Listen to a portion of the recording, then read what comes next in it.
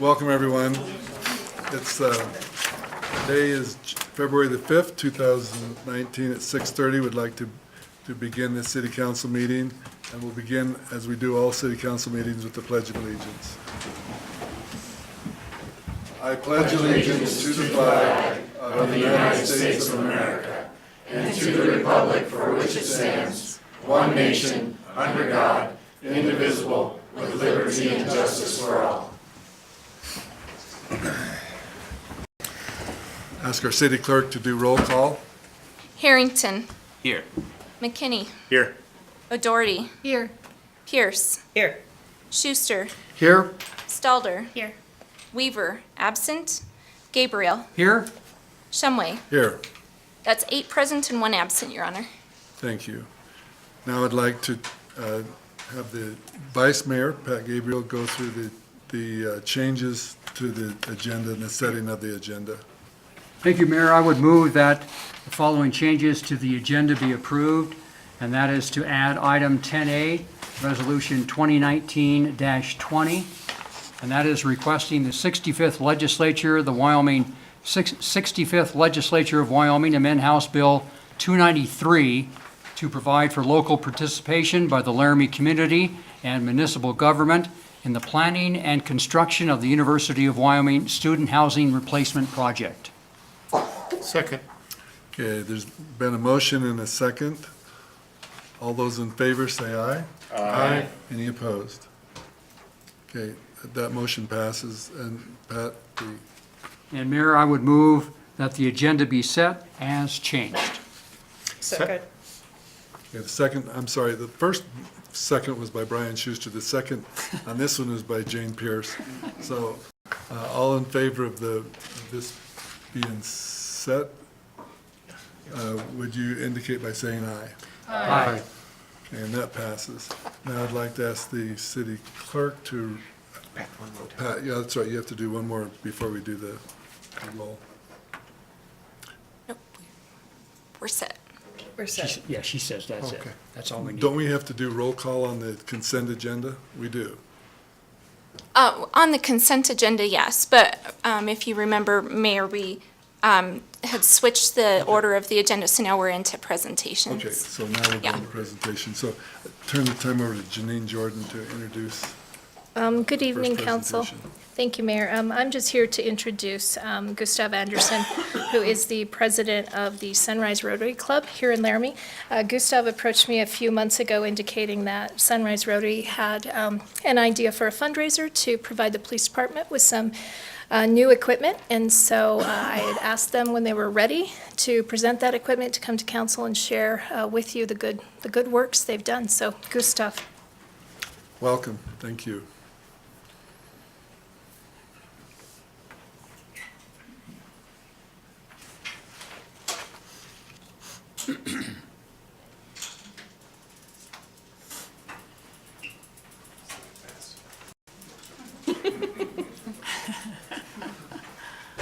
I understand these are very expensive bicycles. They could have been more expensive, but. Not much more. Yeah. So this is Ryan Bennett. He was actually the head of the committee that did this. We do a fundraiser at the fall of each year, and then that fundraiser is voted on by our club as to what the charitable organization or good cause would be. And we had understood for quite a while, actually, that the police department was in need of some newer bikes, and so the club voted to provide that. So there's actually 5 of these. We didn't figure we could pack 5 in here. But at their request, we got 5 and a couple of bike racks that will be coming with the goal of providing them the opportunity to do what they do, because that aligns with what we do. Rotary motto is service above self. And certainly that is something that happens with our police force, especially on the times that they're using bicycles and patrolling downtown when we have Laramie Jubilee Days or Farmers Market, and getting them exposed. So we thought it would be an opportunity to provide them with something. These also come with a year of free service, so they don't have to do that. And we're negotiating with both bike shops downtown to continue that so that the police never have to worry about doing service themselves, so they can focus on doing what they need to do, because we know that they're usually quite busy. So, Chip, Officer Cirillo, could you? So Officer Cirillo rides these. Quite a bit. He's the reason we have this one, which is huge. It's like a gorilla riding a bicycle. So they asked for 3 different sizes so that would work for any policemen or women that may be using them. They weren't super expensive. All Terrain Sports was very gracious in working with us and finding a fantastic deal. So this money was spent locally, and they hooked us up, and so we were able to get 5 and stay within our budget. And so they are logoed with the LPD logo and any other markings that they may want on them. And so we are donating these to the city to go to the police department for their use as they see fit. Thank you. Thank you very much. Let me get a picture really quick. Normally, we ask them to speak into the microphone, but with him holding the bicycle, that would be a pretty big reach. If you're with Laramie Sunrise Rotary, could you stand, please? We have Yes, quite a please. few of our folks. Wow. Wow. Let's go.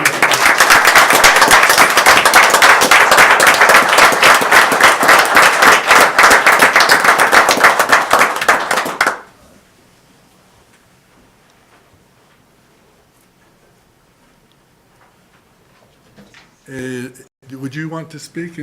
Okay, well, thank you. This is very generous and it's much appreciated. This is going to be a great addition to our city fleet, so thank you very much. Thank you. Thank you for helping us. Okay, I think To make some. Dale Stalder has our second presentation, if you want to introduce that.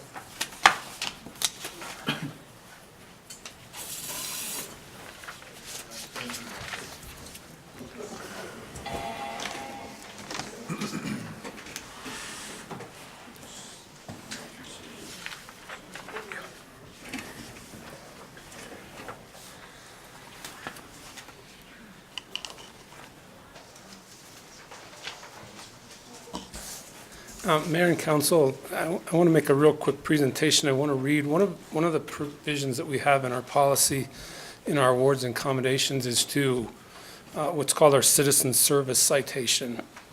So I want to read, this was submitted last October by one of my street sergeants after they responded to an incident with a car crash. So I want to read through this and then make the presentation.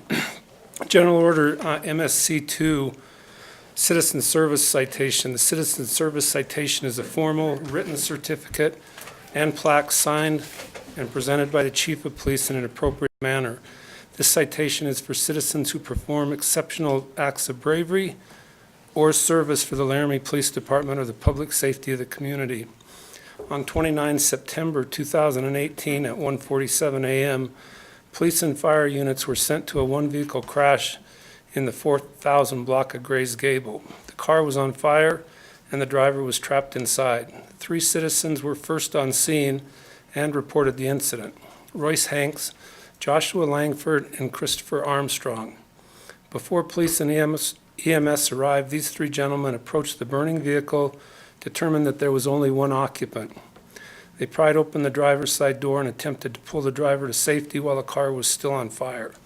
They stayed with the driver, retrieved a garden hose, and began putting the fire out. Shortly thereafter, officers arrived on scene. These 3 gentlemen stayed on scene to answer any questions they could and offered to help in any way. Of note, one of the men had a leg cast on and had difficulty walking. Despite his limitations, he jumped in and helped a fellow citizen that was desperately in need of help. When I was thinking about giving this presentation, I thought of Sir Robert Peel, who in 1829 created Peel's principles, which became the basis for modern policing in the United States and are still followed. One of those principles states clearly that the police are the people and the people are the police. What I would say is that without citizen involvement, without citizens reporting crime, doing things like this, which are unusual and out of the norm, that we could certainly not function within the community that we do. So with that, I would like Christopher Armstrong and Royce Hanks to come up here real quickly.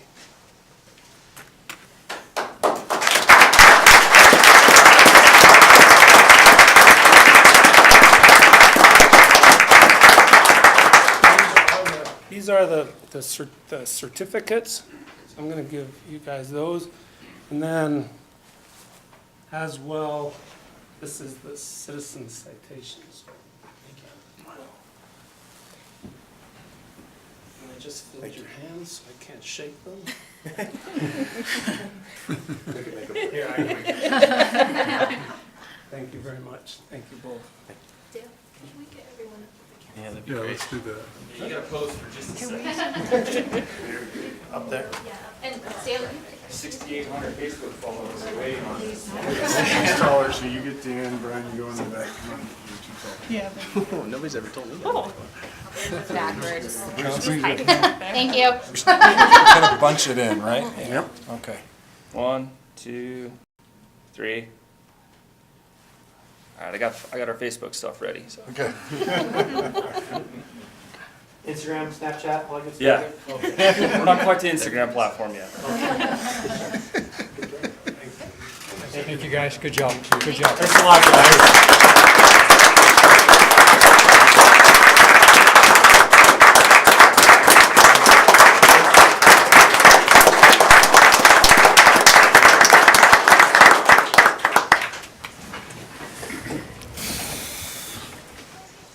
Well, thank you, Chief Stalder, and also the individuals involved in this.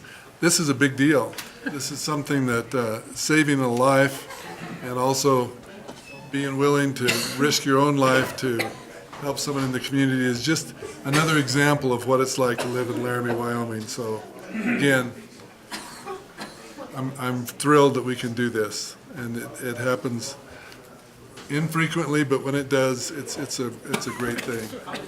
Okay, now we're going to a public hearing. I'd like to ask our city clerk to read the motion for the public hearing. Notice is hereby given that the City Council will hold the following public hearing at 6:30 p.m. on February 5th, 2019, in the City Council Chambers, Laramie City Hall, 406 Ivinson Avenue, Laramie, Wyoming, to take public comments or protests on the following: original ordinance number 1993, amending Laramie Municipal Code 5.09.350.c to correctly label catering permits and 12.60.050.h to clarify that certain application fees are due at the time of application. All information relative to this matter is available for review at the City of Laramie City Clerk's office at 406 Ivinson Avenue, Laramie, Wyoming. Anyone wishing to be heard should be present or may be represented by his or her agent at the meeting. Thank you. So at this time, if there's anyone that would like to make a public comment either for or against this upcoming ordinance, would you at this time come forward and speak in the microphone? Also remind you, if you do speak, to sign and give us your name. Is there anyone that would like to speak? Seeing none, we'll close this public hearing. Any announcements from the city? Mayor, there is one announcement. Amy Binning, emergency, Amy, you say your title. It's just. It's a big one. Emergency Management Coordinator. Right. Thank you. Thank you, Pat. Mayor Shimway and City Council, thank you for letting me speak to you tonight for a quick few minutes. I'm going to hand out some packets for you.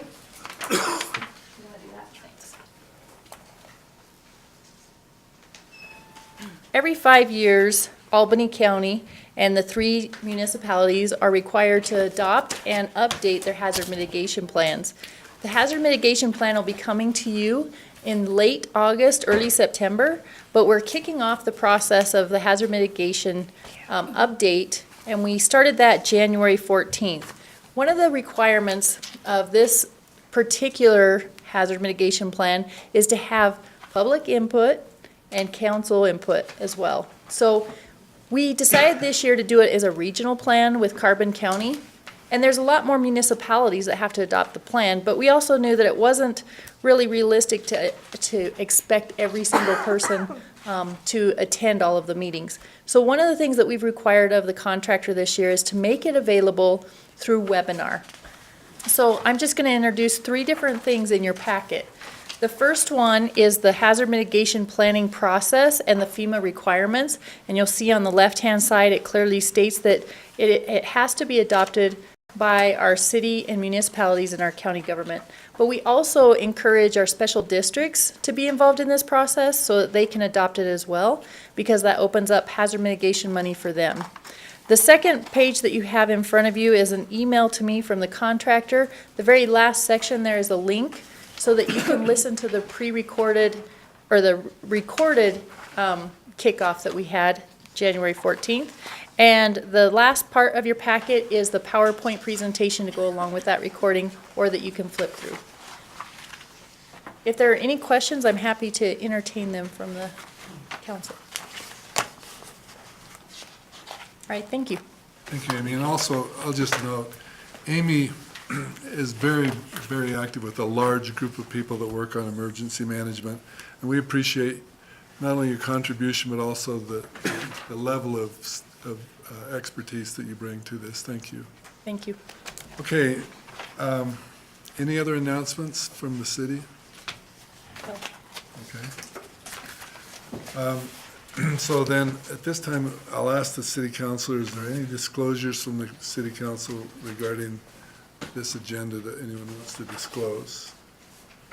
Disclosures. Does that cover it, Nancy? Okay.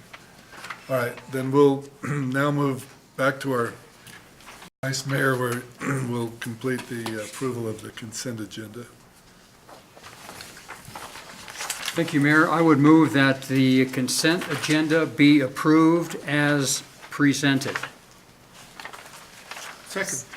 Okay, it's been moved and seconded by Brian Schuster. Nancy, would you do roll call on the consent agenda?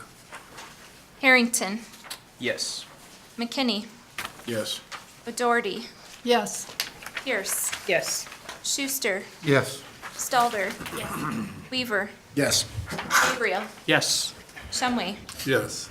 That's 9 yeses and 0 nos, Your Honor. Okay, the consent agenda has been approved unanimously. We'll now move to our regular agenda, and the first item on our agenda is number 10. I'd ask Brian Harrington to introduce the first item on our agenda.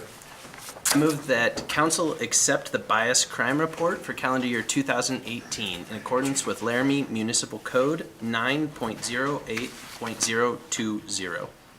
Second. Okay, it's been moved and seconded. Chief Stalter.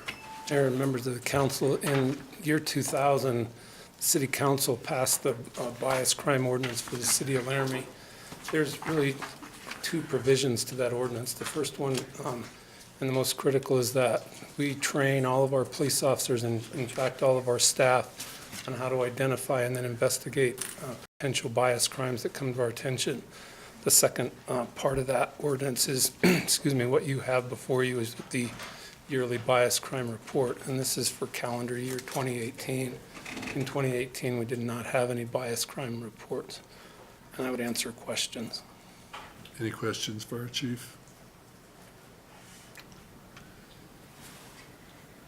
Okay, thank you. And I think with each of our regular agenda items, Chief, we also ask if there's any questions from the audience before we go to the vote on this, on accepting this report. Anything from the audience? Back to the council, any comments, questions? Nancy, if you'd do the, oh, Jane? Yes. What about the Nazi flag? That would not be a bias. Chief, do you want to talk about the flag that was in The park. Washington Park? Bandstand. Was that reported as a bias crime, the flag that was In Washington Park? So How does that work? the flag isn't a criminal act. I mean, somebody threw that flag up there. We had discussions whether there was defacement of property, but there really wasn't. The other thing that we looked at last year was the fire at the GOP headquarters.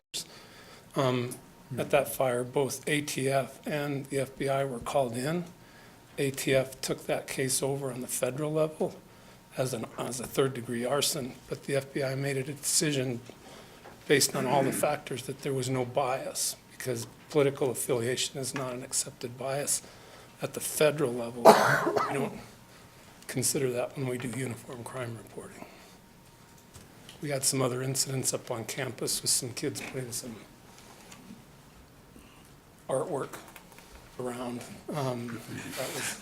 That was looked at as well. But again, you've got to make the nexus with the criminal activity to bias. And in that case, too, that couldn't be done. Okay, thank you. Thank you. Any other questions, comments? Nancy, would you roll call on accepting this report? McKinney, Yes. Pierce, Yes. Schuster, Yes. Harrington, Yes. O'Doherty, Yes. Stalder, Yes. Weaver, Yes. Gabriel, Yes. Shumway. Yes. That's 9 yeses and 0 nos, Your Honor. Okay, that report has been accepted unanimously. Thank you. Our next item is item 10A. Brian Harrington, if you would introduce that. I move to approve Resolution 2019-20, requesting the 65th Legislature of Wyoming to amend House Bill 293 to provide for local participation by the Laramie community and municipal government in the planning and construction of the University of Wyoming Student Housing Replacement Project and authorize the mayor and clerk to sign. Second. Okay, it's been moved and seconded. City Manager Janine Jordan. Good evening, council. This resolution is asked for this evening as an add-on item simply because we're moving at the speed of the legislature, which has been fairly quick with respect to this bill. In terms of background information about House Bill 293, at this point in time, there have been about 2 years of pre-planning that has occurred between staff from state offices and also and elected officials from state offices as well as university officials. Last week, city staff became aware of House Bill 293 when it was filed by the bill sponsors, I believe, Tuesday of last week, so a week ago today.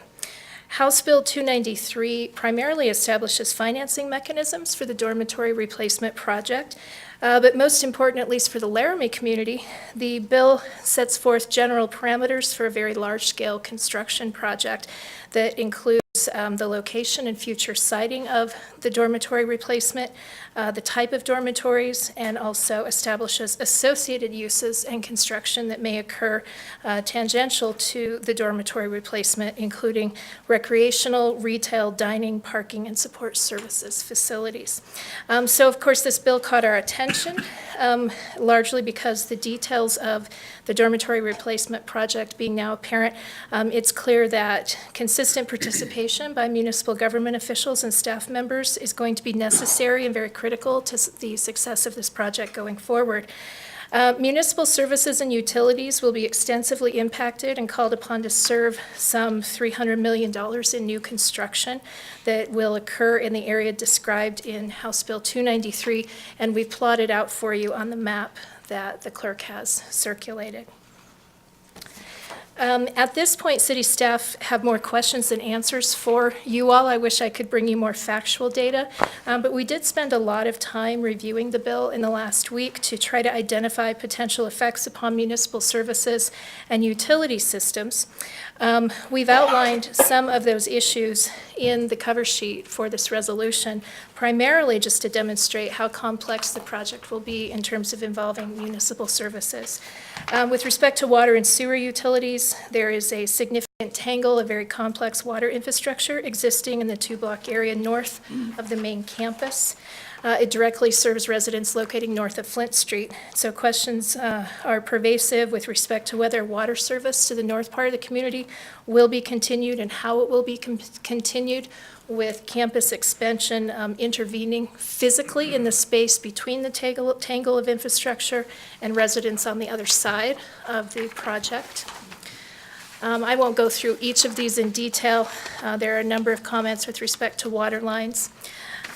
In addition, many questions with respect to sanitary sewer service to the project site, and questions about whether existing water and sanitary sewer systems will need to be relocated out from under future construction or around the area generally, and what size those lines will need to be in order to serve this new facility. With respect to street and stormwater systems, currently we do not have stormwater collection in the area north beyond Willett, so we'll need to be assessing the type of new stormwater collection necessary to serve the project. We'll be concerned about access on streets where Willett, Sorority Row, and Ivinson Avenue are currently. The project site, as defined in the bill, does appear to possibly obstruct access to Green Hill Cemetery. We'll need to be working through details there with the university. As well, the University of Wyoming is currently doing a parking study that could determine if parking garages or other structures would be useful in the project area. Consequently, we'd like to be at the table for those conversations. Public safety services, undoubtedly, there could be a significant effect due to temporary or permanent interruptions of traffic on 15th Street. It is unclear to us at this time if during the course of construction, which was estimated verbally last week at the House Appropriations Committee meeting as being 5 to 7 years potentially, the question being during that temporary construction phase of 5 to 7 years, will there be impacts to traffic on 15th Street? As you know, 15th Street is a major corridor that public safety, including fire, police, and our ambulance services use to provide services to the north and to the south parts of the community, as well as interior to the campus. So we'll need to be working through issues with the university in that regard. With respect to land use and zoning and neighborhood impacts, the project site is zoned to allow for dorms and tangential uses for student support services. It is not zoned to allow for standalone or freestanding retail. We'll need to work through that. And of course, the project site is within an existing neighborhood, so we'll be looking at livability issues, parking, architectural design and placement of buildings, et cetera, and how we maintain access. I've also noted some potential questions in the areas of community planning and vision. None of the city's current planning documents, including the comprehensive plan, the water plan, the sewer plan, or the stormwater plan, contemplate dormitory replacement in this site. So certainly not while the project is underway, but a more long-term objective for the city will be to redo all of our long-range plans for Laramie to take into account a very significant change. Lastly, with respect to solid waste collection and disposal, our landfill does not have capacity to handle the demolition of the existing buildings, which are set forth in the bill as phase 2 of the project. So we'll need to work through with the university how to accommodate that demolition and dispose of those materials. Those are some of the concerns that we have, but I point those out only to make apparent that city government, including elected and appointed and professional staff representatives, are going to need to actively and directly be involved in this project going forward in order to facilitate success and make sure that the community's interests are preserved. So on the resolution, Amendment 2 would get directly at that concern by creating 3 positions on the task force that will oversee this project, reserved to City of Laramie mayor, city manager, and a community member appointed by the city council. Amendment number 1 would clarify that the project site area does not include 15th Street right-of-way, but is bounded by 15th Street. And amendment number 3 would allow for study and investigation of the best ways to mitigate impacts to traffic flow and to public safety response prior to spending funds for mitigation that are put forth in the bill. At current time, that amount is $3.5 million. If you have questions, I am happy to answer them. Okay, we'll start with questions from the city council.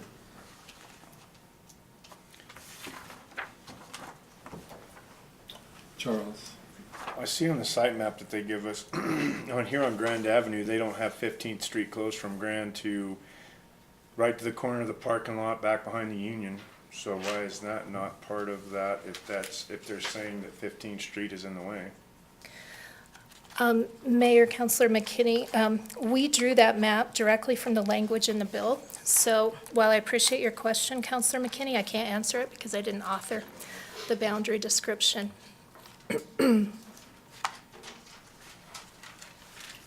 Any other questions?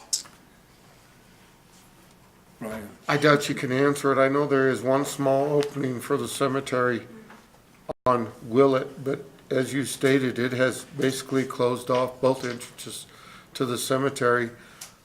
are they gonna do all the construction at the same time, or will it be done in phases so that I don't like the idea of the two main entrances on the cemetery being blocked at the same time. That's ridiculous. Mayor, Councilmember Schuster, again, a lot of, I think your question gets at exactly the questions that staff have. I wish we could provide solid answers. To be fair, this is an enormous project, $300 million estimated for Phase 1, potentially more, many millions of dollars for the demolition of Phase 2. I assume that it's the intent of the university and all of the parties to work through these issues and not, restrict access to the cemetery. I don't think that's in anybody's plans, but it's just one more issue that we need to be thoughtful about and that the city needs to be at the table to make sure that the community interests are protected, basically. Let's go Pat Gabriel. Thank you, Mayor.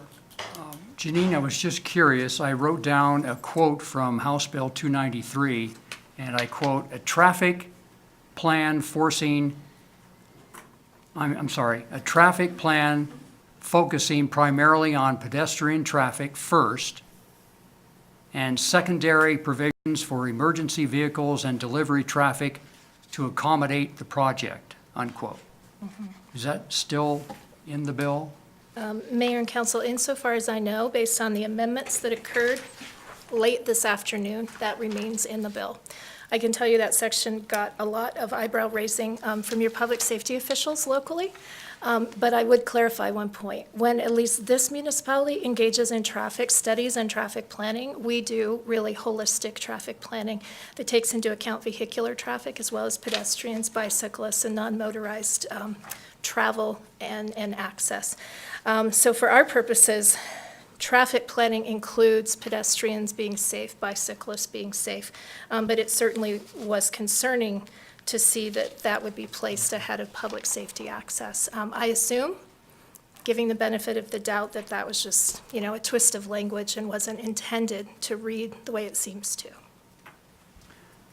And especially after our public hearings last year, almost unanimous from the public to keep 15th open and not primarily focus on pedestrian traffic.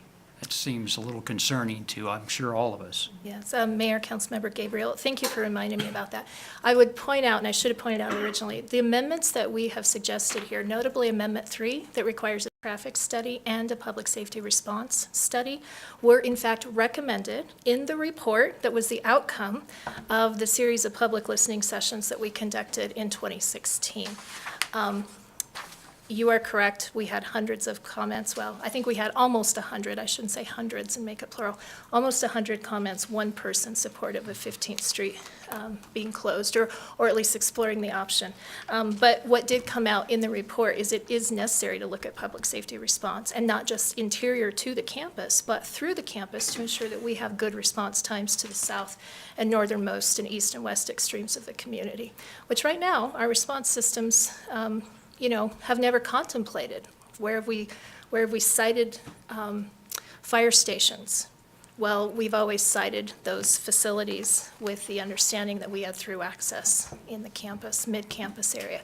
So we may have to cite things differently if that were to change, either permanently or even temporarily for a number of years. And I know the chief is here if you have any particular questions and you'd like to address them to him. Thank you. Thank you. Before I go to Charles and then to Brian, my notes were that during the public listening sessions that we had, there was actually 400 comments. There was 399 saying definitely do not close 15th, and there's one that said might be a good idea because some child may run across the street and get struck. We'll go to Charles McKinney and then to Brian Harrington. My question is just simple. Why does the city just tell them, no, that's unacceptable? If I can, Mayor, to close the door, or to replace the dorms, or? No, to tell them, no, you cannot close 15th Street, because is it not a city-owned street?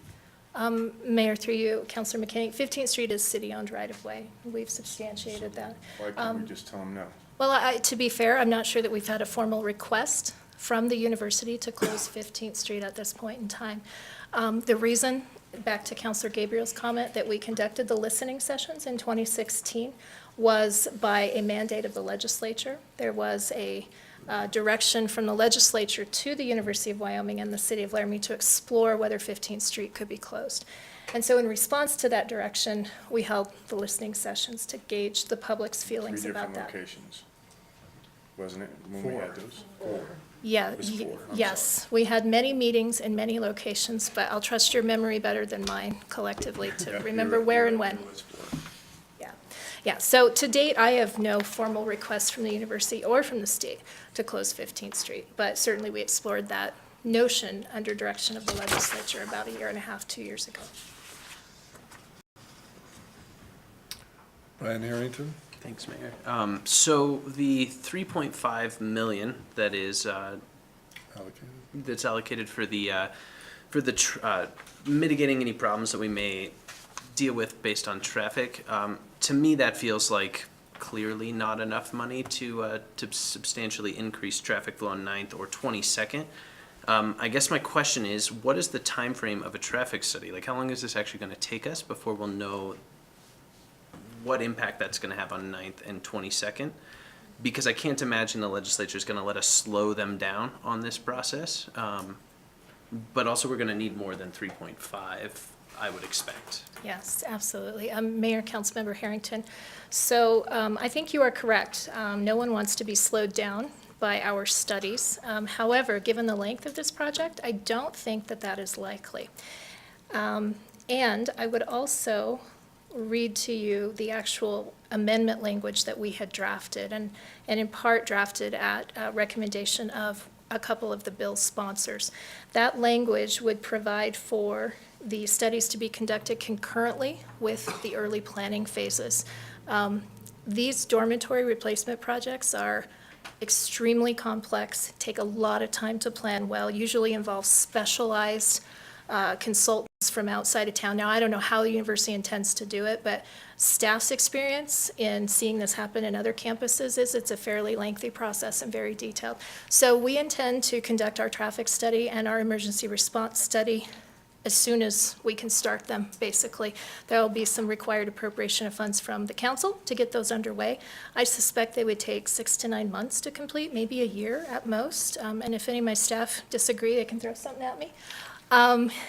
Anyway, we don't want to hold the project up, but we want to know, one, we appreciate that the bill put forward some funds to mitigate impact and that there's even an acknowledgement that there could be impact. That's important, right?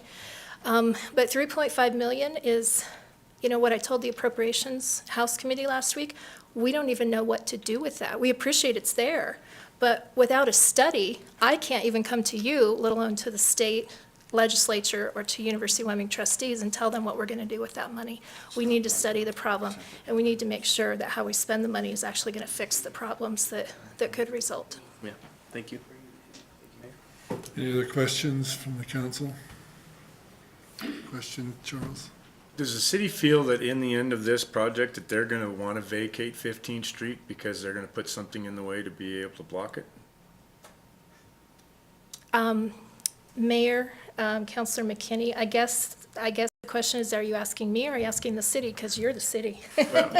You tell me. City staff, does city Okay. staff feel that in the end of this project, because it's going to be a lengthy project once it gets started, and because the part of 15th Street that's gonna be closed, it's gonna be a long time, people are just gonna, well, you haven't had it for 7 years, so what's it gonna hurt to just close it? Mayor, Councilor McKay, I think that's a really valid question. But what I can say to you is the decision of whether or not to vacate that right-of-way lies with the city council. It's ultimately your decision.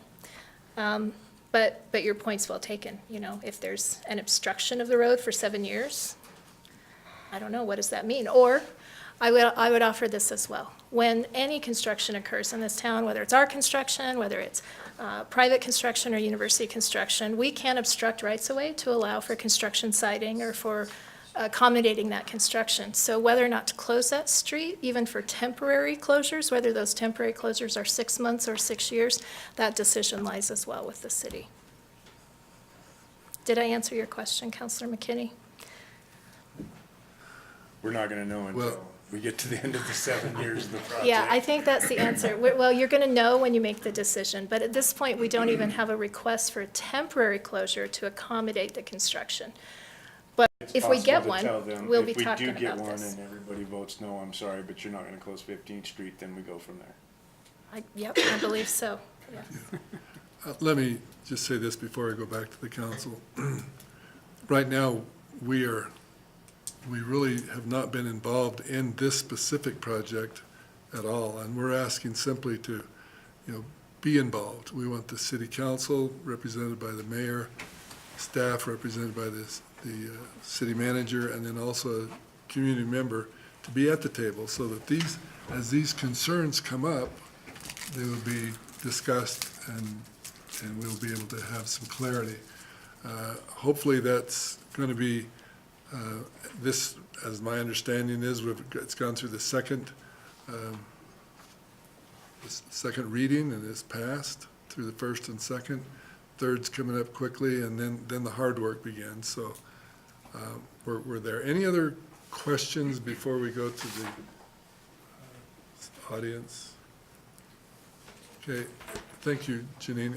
Anyone from the audience who would like to ask questions regarding this resolution that we have before us? You can cover your badge. Come on up, Judy. Anyone? I'll just wait. Okay. I want to read that. I want to read that. Breathe. Okay. If there's anything nice. There's one coming Yeah, up. thank you. Back to the city council. Any comments on this? Pat Gabriel. Thank you, Mayor. I was told today by Representative Pelkey when I brought up the idea of having representation from the city on this task force that from his conversations that they felt Trustee Kermit Brown was the Laramie representative and they felt that was adequate. And so I would say that from the council standpoint, I think it's imperative that we just drill this into whoever we can over there, that representation by the mayor and the city manager at least is so important to all of this that they understand the parameters and where the city is at this point. Thank you. Thank you. Could I ask clarification on that? Does the city council appoint the community member that's going to be on this amendment that we're proposing? Mayor, to your question, I think I did not mention in the presentation what I know the council are aware of, so if I can mention that for the public. Today, late today, Representative Connolly, was successful in amending the bill to allow for one member representing the Laramie community appointed by the mayor and city council. So that, as of tonight, is where the representation issue stands. I would echo to you Councilor Gabriel's comment. I've also been told by a number of the bill sponsors and our local representatives that there is resistance to placing 3 people certainly representing the community on this committee, and that the best we may see is 1 or 2 persons. And so your question, Mayor, remind me. Well, the question was, do we appoint now it's one member. And when do we appoint the member that this amendment is allowing for us to appoint to be at the table? Yes, so as currently drafted, you would appoint that one person. The resolution in front of you would provide for 3 people, as I said, mayor, city manager, and a community representative that you would appoint. If we're successful in having the bill amended further, maybe we get to what you're ultimately looking for. And the timing of when you would do that, well, before the committee meets, which as I understand wouldn't begin until probably midsummer, July 1st with the start of the fiscal year. Okay, comments from Paul Weaver? Or questions, you can stay. Well, no, I think we've done a good job of answering a lot of those questions. I would like to offer a couple of comments. First, and I think the city manager emphasized this process is still fluid. It's second reading through the House chamber, Right. the chamber of origination. And I think like many of us, I tried to take some opportunities to communicate to our Albany County House delegation over there about the concerns on this bill, and I think they were receptive to it and they were engaged with us. I think they're operating in their own environment over there in terms of negotiating for things that we might suggest to them. And at this point, I feel like if council members are going to engage legislators on this issue, I think it's time to start looking at what happens after the third reading of this bill in the House and then communicating with senators from Albany County, who I think are open to hearing our concerns as well. And I also want to communicate, I think most of us on the council and our city staff aren't opposed to this project. We're opposed to elements of this project that seem problematic for Laramie. Overall, I think reconstruction of dorms for the University of Wyoming is something that needs to happen. There are some good things in this legislation, and some of the plans even look appealing and look like they would be good things for the university and by extension this community. But there are some elements here that we're concerned about. Primarily the closure of 15th Street and a lack of municipal government representation on any kind of task force or planning committee. Those are the problems, not the project, the whole scope of it. That's something I think most of us are supportive for and can see the need for it. It's in the details where we find some of the trouble that we have with it. So those would be my comments, and I'm looking forward to engaging some of our legislators on the other side of the Capitol as this project moves forward. And I think they're willing to hear from us, and I think legislators from other parts of the state are also interested in what our views are, particularly with regard to some of our major concerns. So I would encourage you all to reach out to anybody you might know over there, not even limit it to Albany County members of the legislature. Thank you, Mr. Mayor. Thank you. Charles McKinney. Just like Paul says, I believe that we should contact as many legislatures as we can and have conversations with them to be able to express how we feel about this, especially on the closure of 15th Street. But I also believe that we need to get a hold of the trustees at UW, and we all need to voice our opinion on how we feel about this, and I think the public should too. Absolutely. I don't think that anybody should sit still or idle, because this is going to come, and it's going to come fast. And if we don't get on board with it, and we're not trying to take the reins on this and trying to make sure that they don't run away with it, then that's going to be a mistake. Yes, Aaron. I have a question that I'm not sure who can address, but are the meetings with this meeting that we would like to have a representative at, are they public meetings? So the public could attend and voice their concerns if we didn't have a seat at the table?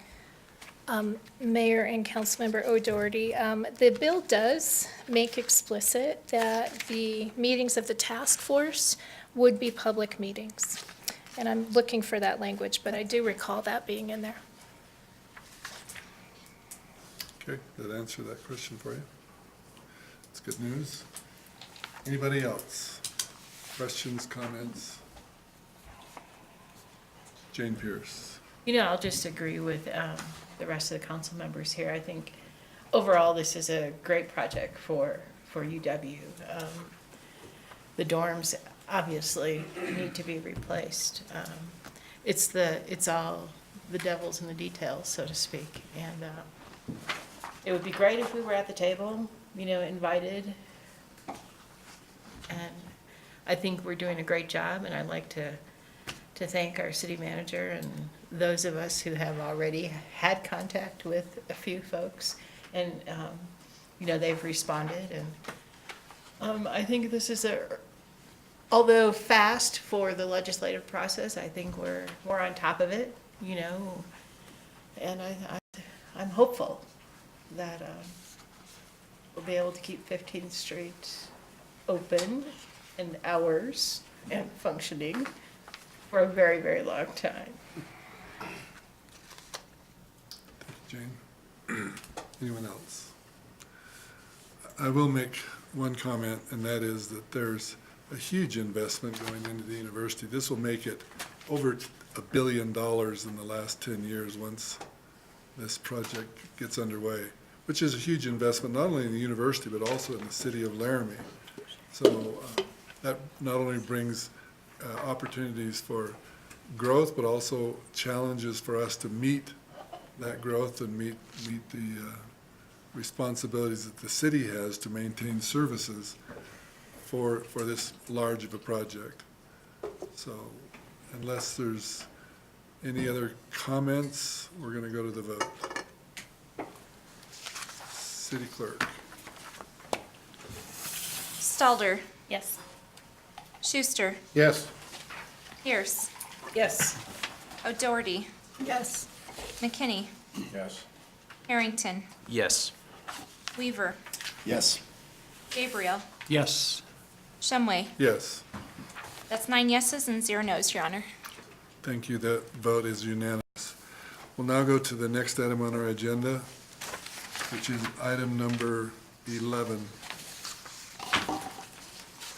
Jane Pierce. Okay. I move to approve Resolution 2019-14, transferring unencumbered and unexpended appropriations balances from one fund to another and amending appropriations for the fiscal year 2018-2020 biennial budget of the City of Laramie, Wyoming, and authorize the mayor and city clerk to sign. There is, before the second, yes. That was the item 12 instead of 11. Sorry. No, that's okay. Let's I'm go back just to 11. in a hurry, apparently. Okay. I think it's. All right, item number 11.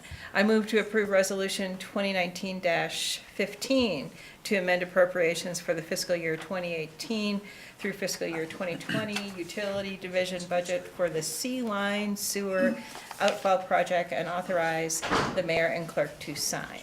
Second. Okay, there's been a motion and a second by Brian Schuster. Brooks Webb?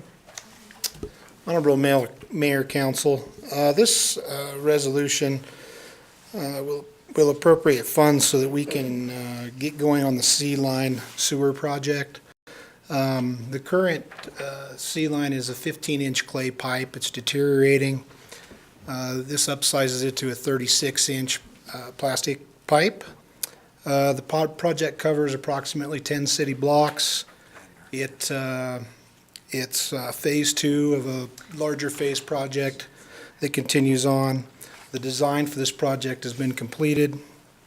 This was originally budgeted in the fiscal year 19 budget, and on June 4th of last year, council had a motion and directed staff to explore some street reconstruction on a section of Second Street that's currently dirt. Staff has prepared a report for that, and it's attached with a project map. With that report, staff is recommending that we bid out the C-Line project now without paving. We're trying to get out in front of the spring-summer construction schedule on this project. By delaying the project, we've effectively delayed other important projects and will continue to do so. With the passing of the special purpose tax money, staff's currently working on a strategic plan for street and stormwater projects. This street section will be weighed during that planning process, and we'll come back and give council the big picture on that so that you can make an appropriate decision on that street project at that time. Questions? Thank you, Brett. Any questions? Charles? So this C-Line, this is the one that we did last year, and this is the one we had discussion about the curb gutter, storm drainage, stuff like this. What you're bringing forward is the same as what you brought forth last year, which is just replacing the pipe, no drainage, no curb and gutter, no pavement, no nothing. Honorable Mayor, Council McKinley, that's correct.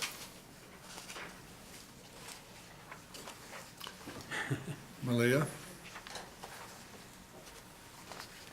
Mayor and Councilor McKinney, what we were asked to do is bring a report back and not necessarily a recommendation, to bring a report back. Well, that was the motion. So we bring a report with the cost of the street.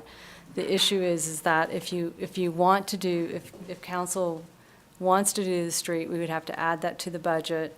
And you're not weighing other other projects against this project. We only have so much money in street and storm, and we're trying to bring the capital earlier for you to make a decision on, so you have more time, but we're going to recommend what we think the priorities are in line with the water lines and things like that. The reason why this is not brought up is because it's not designed. It still will take a year to design, and then it will take a year to construct. And usually that's what happens in street or storm projects. It takes a year because our construction seasons are so limited. You takes a year to design and a year to do the street. So we would prefer, if this is something that council desires, to do it in a work session with all the streets, so there's discussion of monies and everything. So we're not saying to, that this is not one to do. We're just saying it's better to do it in a discussion in the whole and not just by a project. And the sewer line needs to get done. We're holding up other down the stream sewer projects, and we're also holding up potentially Ivinson Street. Okay. So it's my understanding that what we're voting on right now is to complete the Sea Line project. It's also our responsibility when we get into the budget to appropriate money for streets, for specifically this area. And I think it's 10 blocks, but part of it on Second. Right. That's our responsibility to make sure that currently a portion of that is ribbon paving, a portion of it is dirt. Second Street is just a very small portion of this That whole goes- street right. project. We couldn't afford all the streets in there. I think what we're asking is for a recommended budget being prepared by staff and recommended by the city manager. We're going to bring forth what we think are priority projects among all the city. It's not just Second Street, it's everything. And what we think is, based on a lot of criteria, we're going to bring forth a recommended budget book. The Sure. council has then direction to make decisions on what they would like to do based on that recommendation. Do you have other questions? I just would say that, Baker Street is curb gutter and everything from 3rd Street, 4th Street down Canby. It's all got curb and gutter. The only one that doesn't have curb and gutter or pavement is 2nd Street. That's been that way for 50 years, over 40 years. I think it's time to build the street. I would just say that. We're gonna tear it up. Right. We're gonna put in a sewer line. We might as well put the infrastructure in there and get it done. That's what we had to comment on the last time that we had this meeting. I think there was a comment, but the direction was to bring back a report with the cost, which is what we did. And so it wasn't direction to go build the street.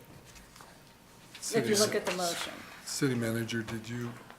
Mayor, Councilmember Kenny, I was just going to say, I don't, that's not, the issue whether the street needs built isn't really the issue here. The issue is, we brought the report back. In the report, it identifies a needed between $700,000 and $1 million for the street work. And if you want to appropriate funds to that, we can do it. But we need to get underway with the Sea Line.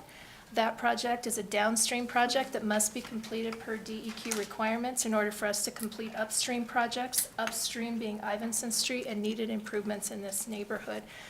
If you want to appropriate funds for the street work, and no one's saying it's not important, that's for you to decide. Malia would like you to do that in just literally 6-8 weeks. We're going to be in here with a street capital plan. If you appropriate funds for it, we'll get under design now and we'll be able to build it next year. If we table the Sea Line sanitary sewer project to allow for design of the street work, we're going to push that project out 2 years, which means we've pushed out the upstream or downstream. I have to always think about which way that goes. But the project's in sequence by many years. It could put Ivinson out by 6 or 7 years.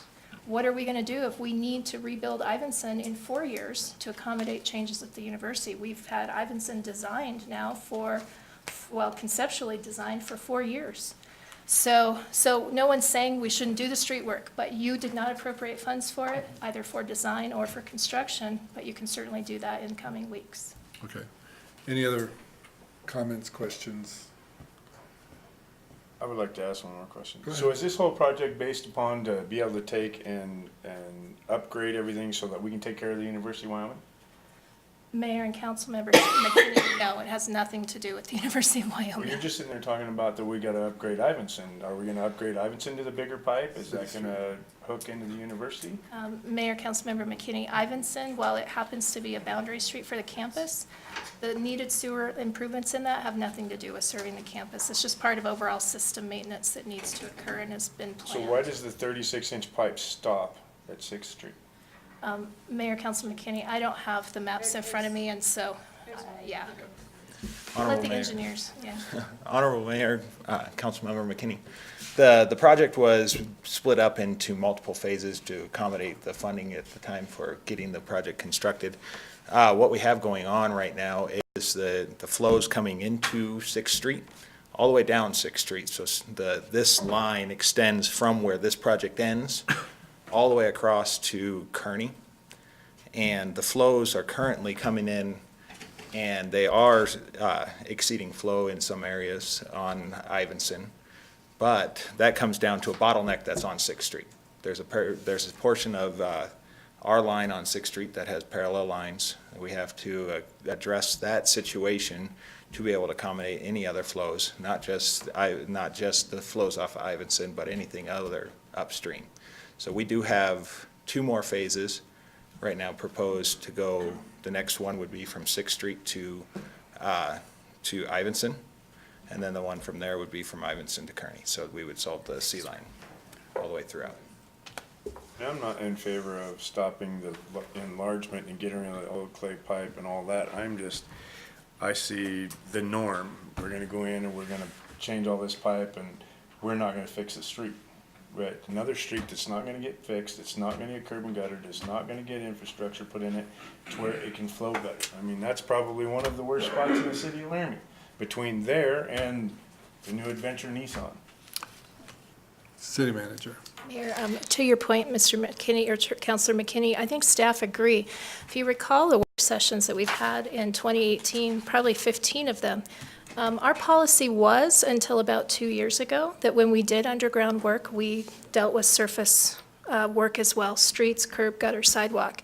When our funding fell out from below us 2 years ago, and you recall the slide I showed you where we have a big pile of money in water and in sanitary sewer to do underground work, and we have a very little pile of money to do stormwater and street work. So I agree absolutely with your philosophy. Unfortunately, our funding situation hasn't allowed us the last 2 years to do that the way that we had previously. I'm hoping with the specific purpose tax being approved by the voters this fall, that that's going to start to even out the piles of money for capital improvement work. We Yeah. got that money coming. I don't understand why we can't Yeah. put that on the project. Well, and that's what I'm saying. Some of that money for We're that. bringing you a street improvement plan that will look at the SPT money as well as general funds that are available. And then you can prioritize where to spend those monies and on which streets in just a few weeks. So hopefully those decisions will be in front of you. But philosophicically, I absolutely agree with everything that you've said. It's just the money isn't supporting what we'd like to do. Thank you. Paul Weaver. Thank you, Mr. Mayor. I think all the questions that I was going to ask were just answered, but in the finest Councilor Klaus Hansen tradition, I want to make sure I understood all of the answers correctly. I think the city manager just addressed the first question I was going to have, which was the cost savings that the city might realize by, if you'll let me use this term, dual tracking the improvements, the C line, and paving the street. And I think the answer that I heard was, yeah, ideally we would do that. The funding that we've budgeted for up to this point just isn't there. We can't, and we have a priority need for the C line in that area because of an EPA requirement, federal requirement. Is that right? Mayor, Councilmember Weaver, yes, that is. All right.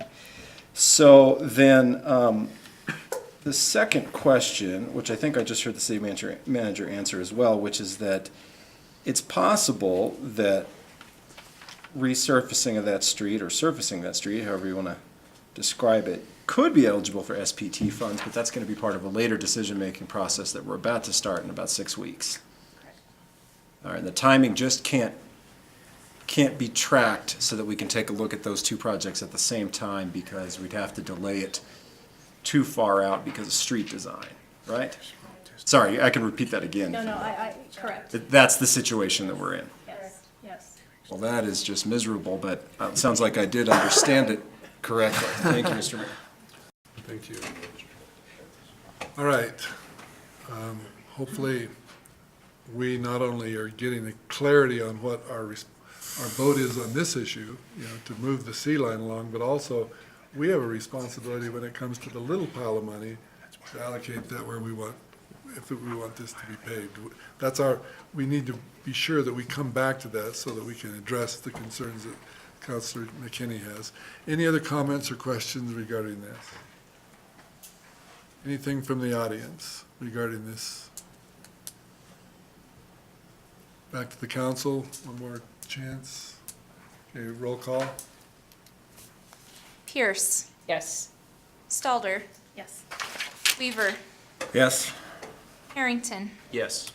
McKinney, No. O'Doherty, Yes.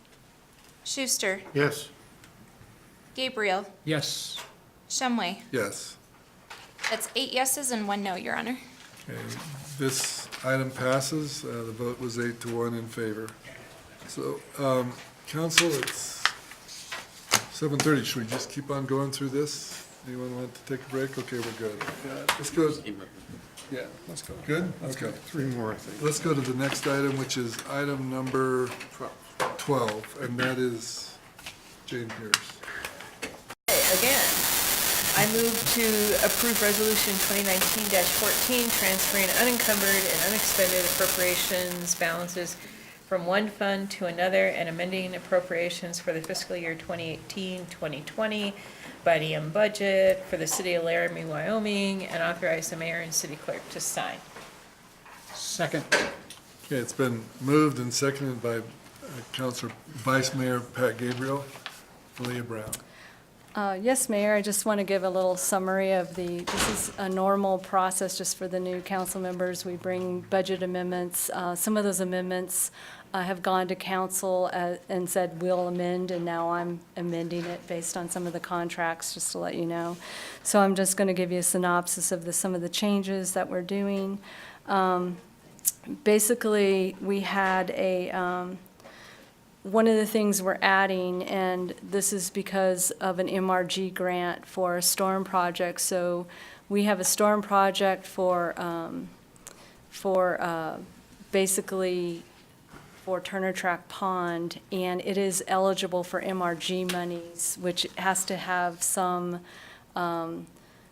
emergency type attached to it. So basically, we're asking for we're using Crystal Court monies to match, but the grant will be 75% grant. The deadline is in February. That's why we're bringing the amendment, so that we can try to go submit for the grant. That was on your consent agenda. Basically, we have to add $118,000 for part of our match in the general fund. The other stuff is pretty much grant-related that went to council. It's Homeland Security monies that we received grants for. Now we're putting the expenditures in for fire that had they had a $100,000 grant, and also the police had $46,000 that they're going to use for radios from Homeland Security that we're adding. Also, we have court automation fees that we get that is used for mobile data and court software from the court. We're asking to use that money that we've already received for $8,000 to help with mobile units in the police cars. So we're just using available cash to try to, and giving them authority to go do that. The other things that are happening on this amendment is on the E911 fund. We had the public safety software that came to council on December 18th. We're just adding money into the E911 fund for the public safety. It came in higher. However, we had the lease purchase financing, and the cash reserves are enough to cover in the E911 fund for that. And I'm just doing the amendment based on what you guys have already said to go do. The other thing that we're doing is in the water fund and the sewer fund. We also had a November 20th amendment go to council, we didn't use SRF funds. We had a whole conversation of the SRF funds maybe not being in compliance with federal guidelines, so we're having to add those monies into the enterprise funds for the $3 million for water and $2 million for wastewater. And we also had an amendment on that same day for a contract amendment with Plan 1 and Ascent on the Public Works Building. And so we're adding $70,718 for water, sewer, and $54,000 approximately for solid waste for that project also, which also was adopted by council and amended. So this is just a formal amendment. So that's what really the majority of the amendments are. If you have any questions, I'll be happy to answer anything. Questions from anybody? Oh, I forgot one, I'm Yes. sorry. I forgot to say that we are adding 3rd Street. We had, because of the water lines, which I think I discussed at the retreat, we had to add $500,000 for the design in order to get on track with the project with YDOT. Sure. This is out of the water fund also, and so we're just amending in 19 for design of that project, so we could start it. Any questions? Anything from the audience? Any comments from the council?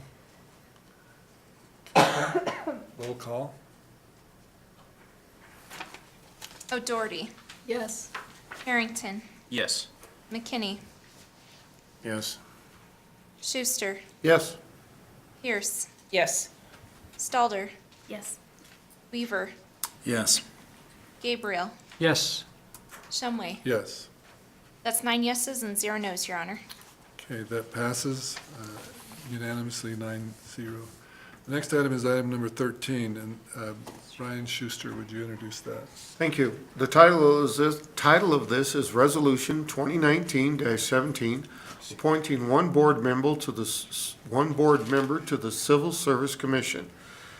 I move the council move to approve Resolution 2019-17, appointing Dave Pelikas to the Civil Service Commission with the term ending October 31st, 2021, and authorize the mayor and city clerk to sign. Is there a second? Second. Second by Aaron O'Doherty. Any comments from the council? Roll call. Do you want to ask for public comment? Oh, I'm sorry. No, that's okay. Any comments from the public? Okay, now roll call. Thank you You're welcome. for that reminder. Harrington. Yes. McKinney. Yes. O'Doherty. Yes. Pierce. I'm going to abstain.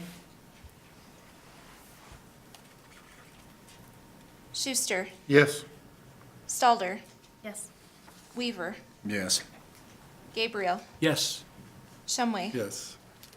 That's 8 yeses, 0 nos, and 1 abstention. Okay, that motion passes with the 8 yeses with the 1 abstention.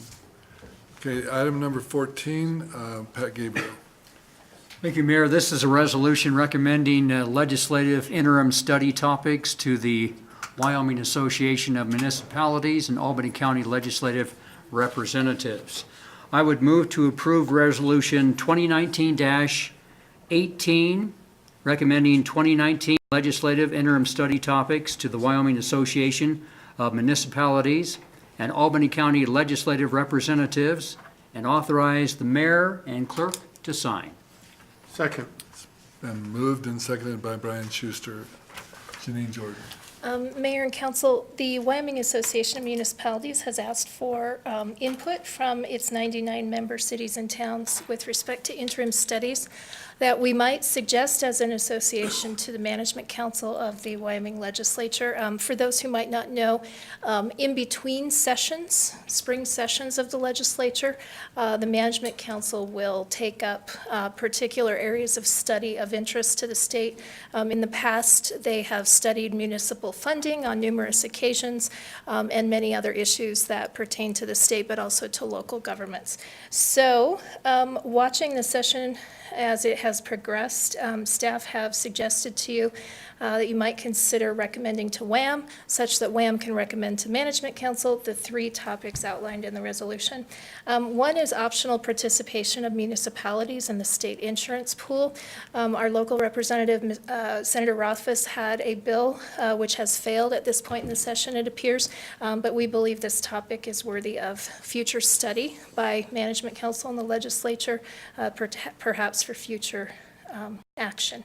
Second, methods for improving transparency and enabling greater and easier participation in the legislative process. In particular, Laramie, we're so fortunate to be near to Cheyenne, but as you know, the 45 miles between here and there can be long and treacherous. So unfortunately, we, as well as many other of our municipal sister cities, are not able to participate as well as we would like sometimes in the process, simply because we can't physically get there, or it's really dangerous to get there. So we're keenly interested in whether there is any sort of live or real-time public input that could be created or facilitated, so that, we being close really have the small problem, but if you're from Cody, it's a very big problem. And if you could testify publicly through technology means, we think that could really be helpful to our city and other cities. The third was the statewide 911 coordinator position. There is a bill that is making good progress, but in the event that it fails, we thought we should have this on the list for future study. The issue here is one that we actually raised to the attention of our local delegation, I think beginning about 2 years ago. Because the state does not have a designated 911 coordinator, and thereby that coordinator has not created a state 911 plan. PSAPs, Public Safety Answering Points, like LARC, are unable to access certain federal grant funding that could be available to us locally and statewide if the state had the 911 coordinator and the tangential 911 plan. So those are 3 items that we would suggest. Certainly, council's welcome to add to or delete from the list that we've provided to you. Thank you. Okay, thank you, Janine. Any questions regarding this resolution? Any comments from the council? Jane Pierce. So remind me what our dues is to WAM, how much we pay annually? Mayor, Councilmember Pierce, I don't know the exact number, but it's around $30,000. Okay, thank you. Do you know the exact? Not off the top. Nancy actually pays it for us. I want to say it's around 30. Yeah, it's about 30,000. It's based on population. Thank you. Any other questions, comments from the council? Anything from the public? Back to the council. Yes. Paul Weaver. Thank you, Mr. Mayor. My comments would be the following. I think WAM is an organization with a lot of good intentions. I am not going to be shy about publicly stating I think we need to see some better execution from the organization on behalf of cities like Laramie, especially for $30,000 a year, whatever it comes out to. The bill that failed, that was just mentioned, failed, I can't help but imagine, at least in part, due to the fact that no one from WAM was there to testify on behalf of it, despite it being one of the prioritized items on the legislative list.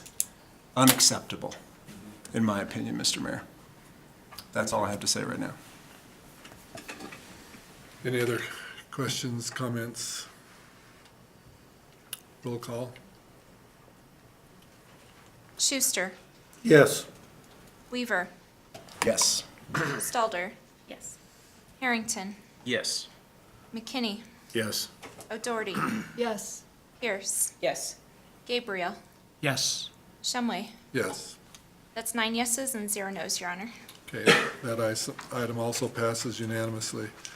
We'll now move to our next item, which is item number 15, Brian Harrington. Sure.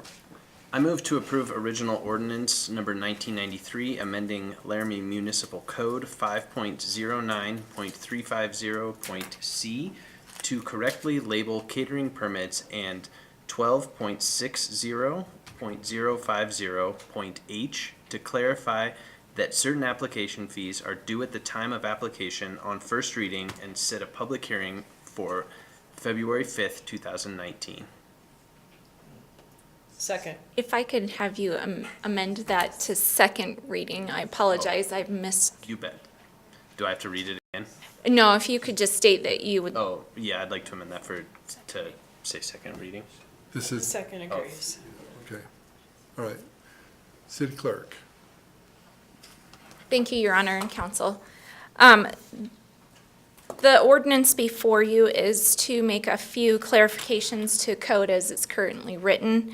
In section 5.09.350C, there was malt beverages were put into that sentence rather than catering permits, and so it's just making that distinction between the two different types of permits.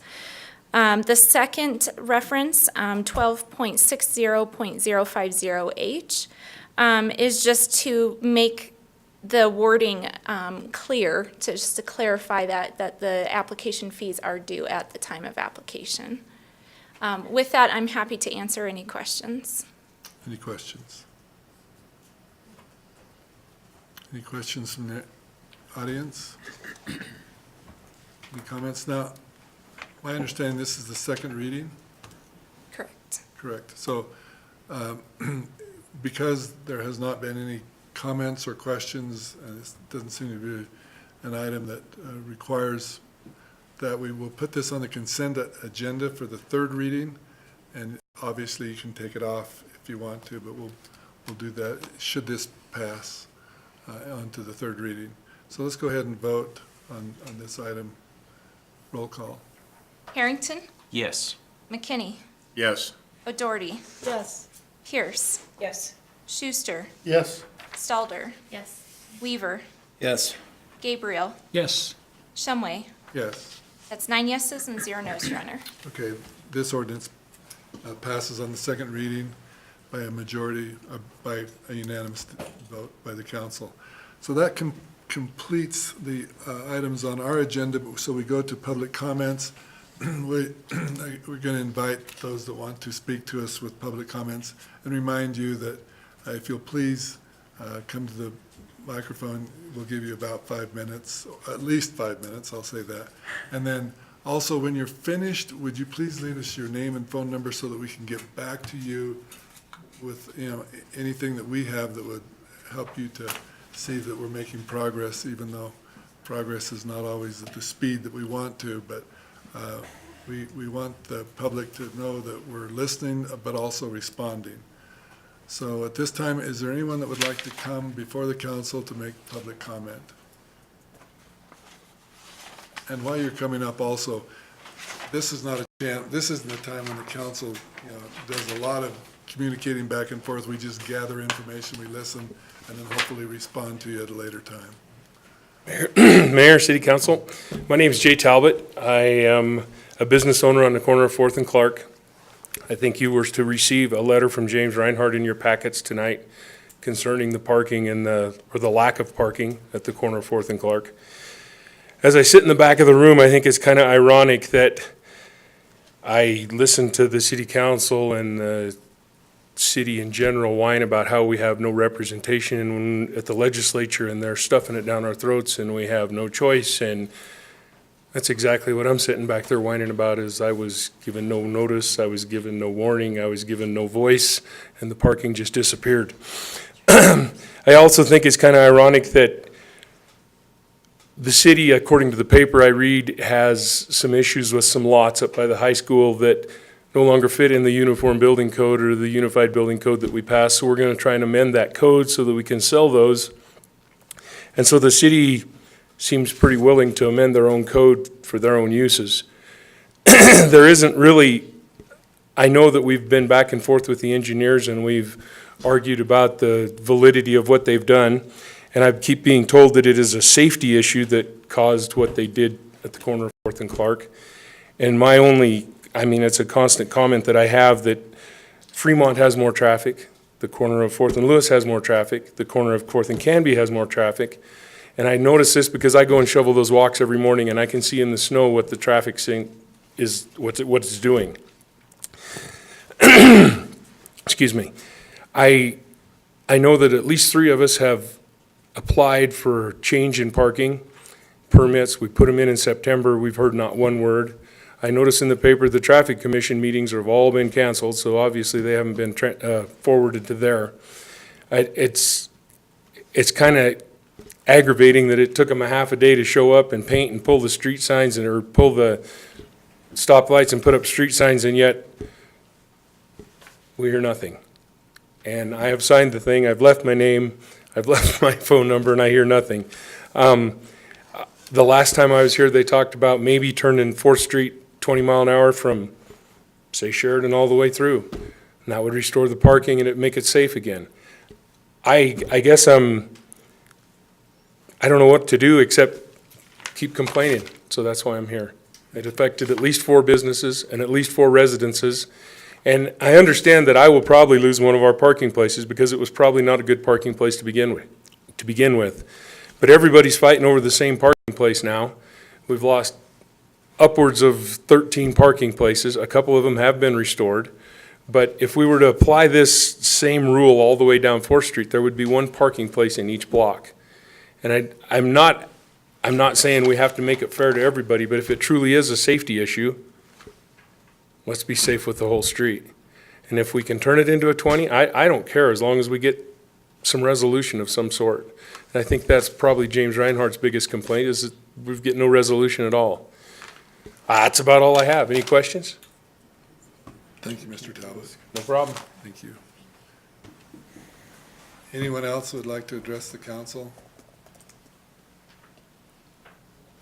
Anyone else? And by the way, we will get back with you on progress. Sometimes it's slow, sometimes we can get things done quicker, but there will be someone getting a hold of you, Mr. Talbot. Okay, that then is the next item that we have on our agenda is consideration of future council work session topics. Jane, do you have something? You know, I'm reminded by Councilor Weaver's comments regarding WHAM, and he makes some very valid points, and I'm wondering if we might serve us well to have a work session related to this topic, and you know, what our expectations are, what we would like to, you know, receive in return, and you know, kind of have our, you know, just come up with some sort of resolution or something to look at what we're getting for the 30,000 or roughly 30,000.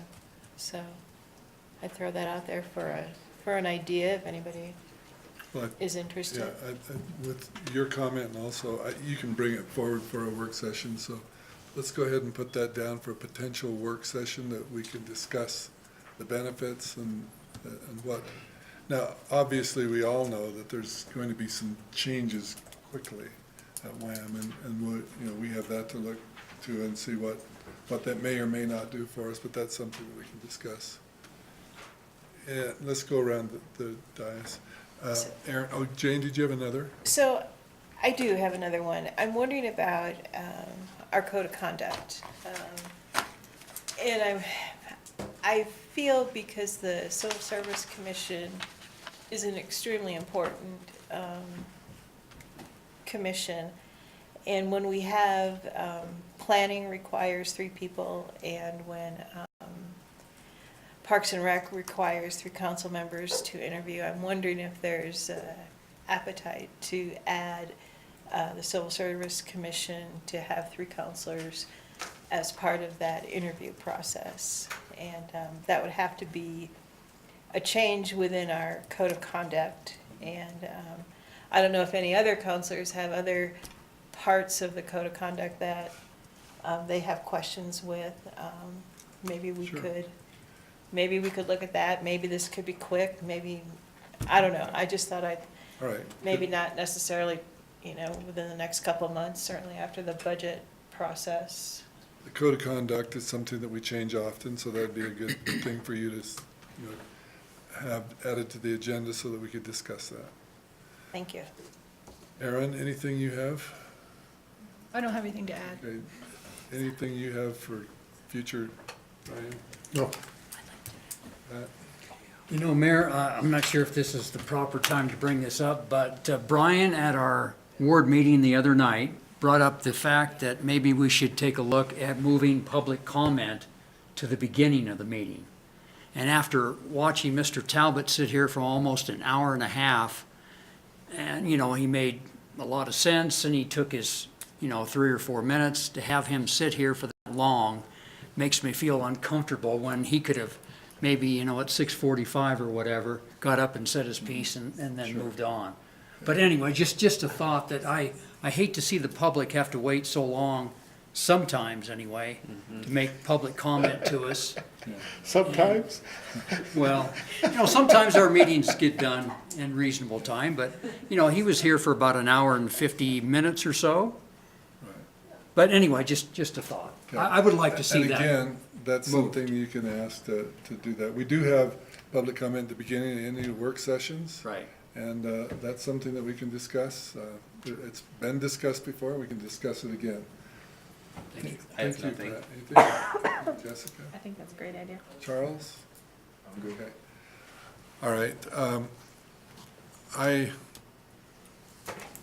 I met with the University of Wyoming student government, and I think we're beyond work sessions, but they have something that they want to bring forward to us that we need to hopefully bring as soon as we can. I think, Brian, you have the packet on that for housing. Paul might as well. Yeah, and I think that's something that, just to let you know that there's going to be, some effort to bring that before us to consider. So that's something we'll be talking about. Janine? Mayor, could I just clarify? Would you like staff then to reach out to ASUW to set up a work session, or are you saying No, they're I going to don't call think- us? I think we're Do we call beyond them? that. I think we have moved beyond that. I think we have a Okay. resolution ready. Is it an ordinance or a resolution that you have, that you're working on? I'm not sure. Okay, we'll It's a work out the resolution, details Mr. on Mayor. that. Okay. Yeah, Okay. And we'll get with you. I think this is something that we obviously are going to, they'll be very much involved with, because they're very interested in that. And it's going to impact our community quite a bit because of the, the vast number of apartments that people in the community are involved with. So it's not simple, it's complex, but it's something that we need to get prepared for. Okay, so put it on the work session list, and then we'll kind of figure out where we're at. See where we go. Okay, Yeah, with okay. that. But I think that'll be something that we'll see soon. All right. So that covers all the things. Now, is this where we do council comments, or is just council future work session topics? No, that's not here. That's on work. Yeah, that's a in work session. That's in next week. Upcoming meetings. Okay, so I guess at this time, Jane Pierce. All right, I move to adjourn to executive session regarding real estate, Wyoming statute 16-4-405, A7, Roman numeral 7, and confidential information, Wyoming statute 16-4-405, A, Roman numeral 9. Second.